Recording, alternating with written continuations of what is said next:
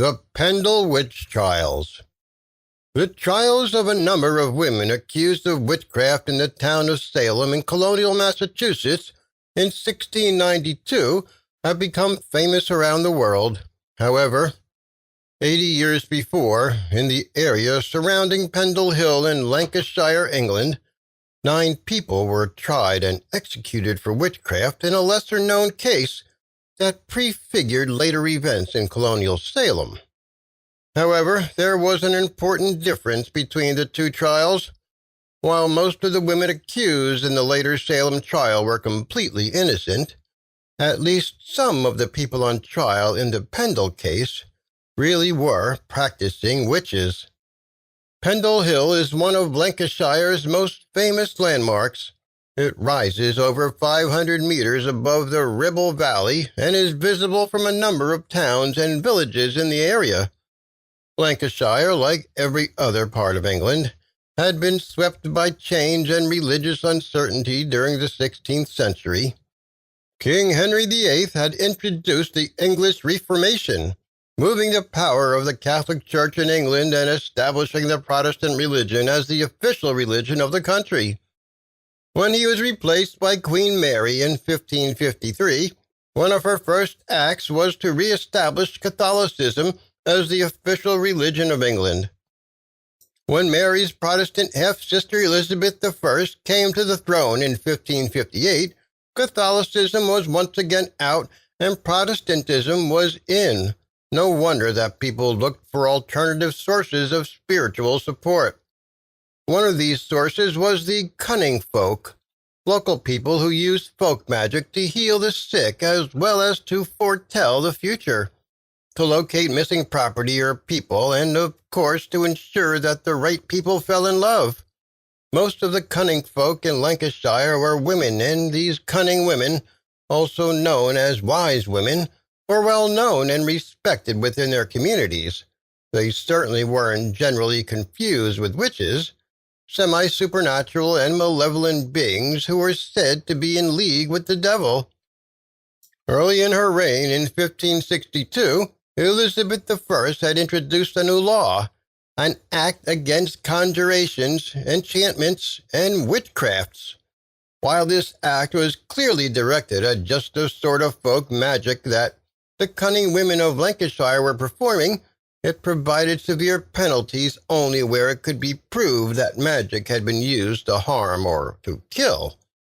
However, despite this new law, folk magic continued to grow in Lancashire.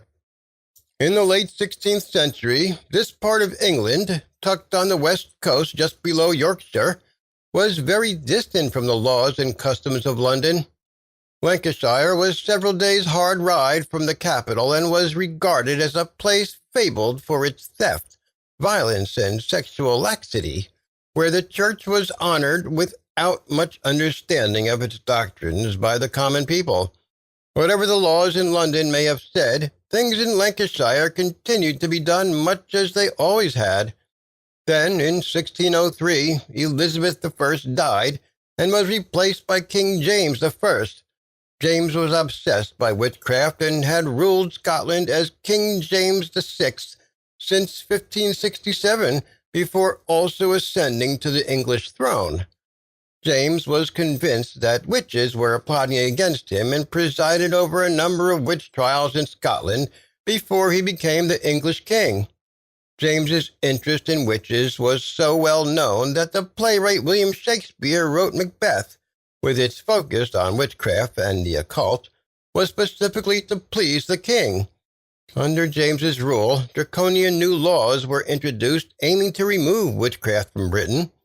These made no distinction between the actions of the cunning folk and those of witches.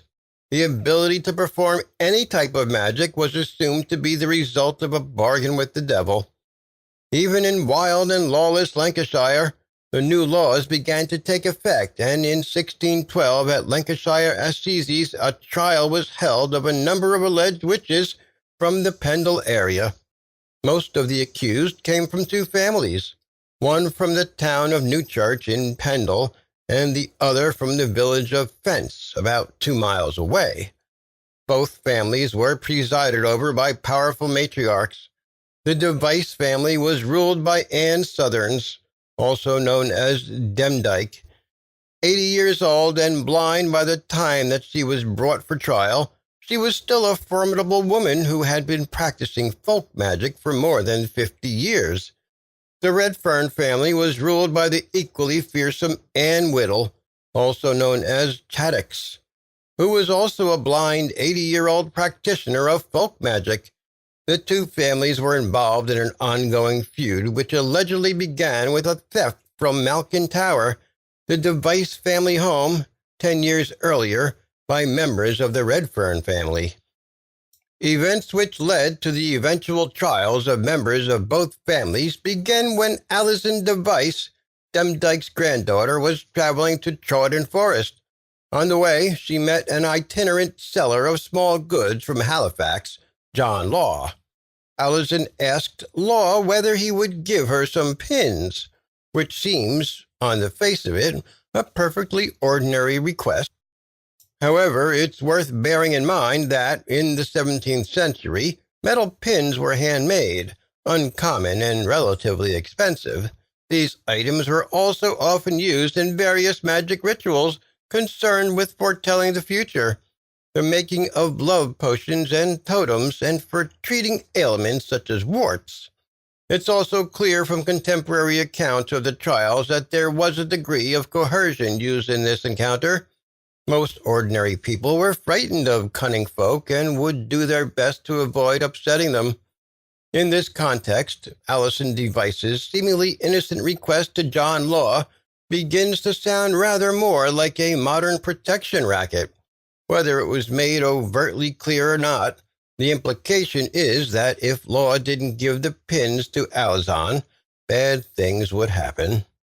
In the event, Law declined to give Alison the pin she wanted, and a bad thing happened almost immediately. Law's son Abraham, who was present at the time, reported that his father stumbled as if struck, though no one was close to him at the time, and then fell to the ground and was unable to get back to his feet. Abraham dragged his father to a nearby inn where he was found to be unable to stand or to speak coherently. We don't know how long Law's affliction lasted, but he was certainly still suffering the effects several days later.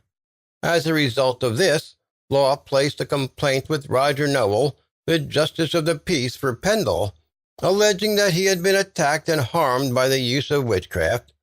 Alison Device, her mother Elizabeth, and her brother James were called before Nowell in March 1612 and asked to give their account. To Nowell's astonishment, instead of denying the charge of witchcraft, Alison readily agreed that she had sold her soul to the devil and said that she had asked the devil to make John Law lame because he had accused her of trying to steal the pins from him. When her brother John was questioned, he agreed that his sister was a witch and claimed that she had been responsible for bewitching a local child. Her mother Elizabeth refused to speak of her daughter, but reluctantly agreed that her own mother, Demdike, was a witch who had a mark on her body which might well have been caused when the devil sucked blood from her. One can only imagine how astonished Nowell must have been at these revelations. He had most probably expected Alison Device to deny the charges brought against her, and instead she had admitted to being in league with the devil. But then things got even worse. Perhaps sensing an opportunity to cause harm to the rival family, Alison went on to accuse Chattox, head of the Redfern family, of murdering 4 men by using witchcraft, including her father, John Device. As a result of Alison's accusations, Demdike, Chattox, and other members of both families were called before Nowell in April 1612. This session was even more sensational than the first, with Demdike agreeing that she had given her soul to the devil more than 20 years previous, and Chattox telling how she had sold her soul to a thing in return for a promise that she would not lack anything and would get any revenge she desired. After hearing this and further enquiries, Demdike, Chaddix, Allison Device, and 8 others were committed for trial on a charge of maleficium, causing harm by witchcraft, at the next assizes in Lancaster. We know what precisely happened at the trial in Lancaster because the judges, Sir James Altham and Sir Edward Bromley, ordered the clerk of the court, Thomas Potts, to prepare and publish a complete report of the proceedings. This was very unusual at the time and resulted from the very great public interest in this sensational trial. The resulting document, the wonderful discovery of witches in the county of Lancaster, was checked by both judges before publication and found to be truly reported, and fit and worthy to be published. The trial was held in August of 1612, and Chaddix was the first to be called to account for the murder, by witchcraft, of a wealthy local farmer called Robert Nutter. Initially she denied her guilt, but when faced with the transcript of the confession she had previously given to Roger Nowell, she broke down, admitted her guilt, and asked the court for clemency. Several of the other accused also confessed, including Allison Device. However, some denied the charges against them, and Janet, a young member of the Device family, was called to give evidence for the prosecution. Janet Device was just 9 years old when she gave evidence to the court and was so small that she was allowed to stand upon a table so that she could be seen and heard. Accepting evidence in court from someone so young was not technically allowed in England at this time, but King James had decreed that the normal rules of evidence should not apply in trials for witchcraft. Under questioning, Janet Device told the court how her mother, Elizabeth Device, had a familiar called Ball, which took the form of a brown dog. She said that she had heard her mother discussing various murders with Ball and had seen her mother making a clay figure of one of her victims. When hearing this evidence from her daughter, Elizabeth Device began to scream and curse so vehemently that she was removed from the court. The trial lasted just 2 days. One of the accused, Alice Gray, was found not guilty. One Elizabeth Southerns had died in prison while awaiting trial. All 9 of the others were found guilty and sentenced to death by hanging. On the 20th of August, 1612, just 2 days after the trial had ended, these 9 were brought to Gallows Hill in Lancaster. Executions in the early 17th century were, of course, public, and hanging did not involve the quick death that the later long drop method brought.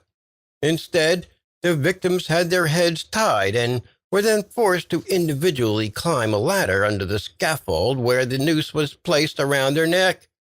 The ladder was then removed, leaving the person to slowly strangle on the end of the rope while the others awaited their turn and endured the jeers and catcalls of the large crowd.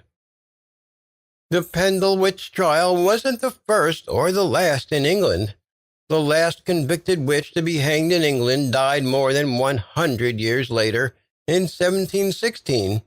In all, it is believed that the witch hysteria, which swept Europe and America from the mid-1500s to the late 1700s, claimed the lives of around 50,000 people, not counting those who died while enduring torture or were unofficially lynched by outraged locals.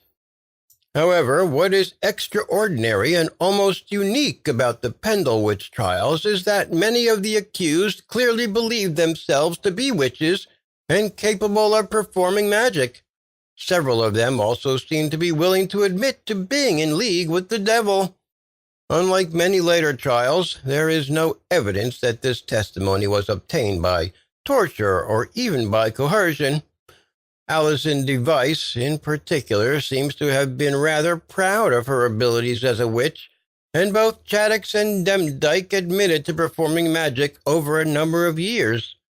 One person who steadfastly denied her guilt was Elizabeth Device, and her conviction came mainly through the testimony of her 9-year-old daughter Janet, providing an echo of the Salem witch trial 80 years later, where much of the initial evidence came from 2 young girls aged 9 and 11. In an ironic twist, Janet Device was herself accused of witchcraft in 1634 and brought to trial at Lancaster Assizes. The main evidence against her was provided by Edmund Robinson, a 10-year-old boy. She was found guilty, but under further questioning, Robinson admitted that he had made up the charges against her, and she was pardoned. However, in the 17th century, prisoners were required to pay for their keep during their time in prison. Despite her pardon, Janet Device was unable to produce the required cash, and so she was held in Lancaster gaol until she died some unknown time later. The story of the Pendle Witches inspired a number of books and plays and continues to form a substantial part of the tourism and heritage industry in modern-day Lancashire. The Pendle Witch Trail runs from the Pendle Heritage Centre to Lancaster Castle, where the accused were held while they were awaiting trial. A local brewery has produced a beer called the Witch's Brew, and many shops in the area sell witch-themed items. At Halloween, Pendle Hill is a popular place for those interested in witchcraft to gather, and in 2012, the 400th anniversary of the trial and executions, almost 500 people in witch costume walked up the hill. In 1998, Jack Straw, then the UK Home Secretary, was petitioned to issue a pardon to all those executed following the Pendle Witch trial. This was refused, though there have been several subsequent unsuccessful attempts to have the conviction squashed. The Pendle Witch trial continues to fascinate, partly because it goes against the conventional view of witch trials as an attempt to convict hapless women and men of something of which they were wholly innocent. In the case of the Pendle Witches, there is no doubt that many of the accused truly believed that they were witches and that they were in league with the devil. The Device and Redfern families may or may not have been able to perform magic, but they were evidently very successful in what we now call organized crime and used the fear in the local community of their supposed magical abilities to allow them to extort goods and services. Just as modern organized crime families use the fear of violence to achieve their aims, these families used the fear of magic and witchcraft. These were the supernatural sopranos of the early 17th century.